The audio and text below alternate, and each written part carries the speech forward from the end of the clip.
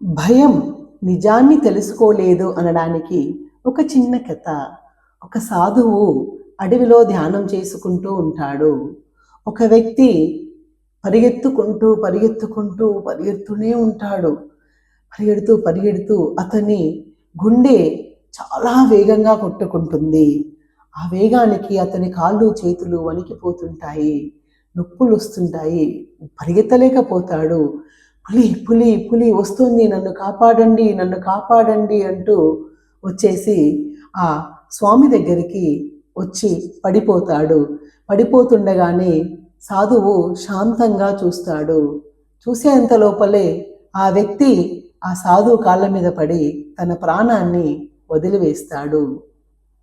పులి వెంబడిస్తోందన్న భయంతో అతని గుండె దడ పెరిగిపోయి పరిగెడుతూ ఆ వ్యక్తి భయంతో వణికిపోయి అక్కడే స్పృహ తప్పి పడిపోతాడు. ఇందులో ఉన్న నీతి ఏమిటంటే, నిజానికి అక్కడ పులి లేదు, అది కేవలం ఒక గాలి శబ్దం.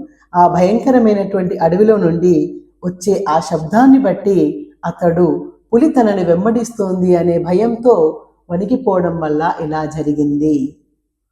భవిష్యత్తును గురించి అతిగా ఆలోచించి భయపడడం వల్ల ప్రస్తుతం మన బాధ్యతను మనము నిర్వర్తించలేకపోతున్నాము. అందుకే అతిగా ఆలోచించి భయపడడం వదులుకోవాలి.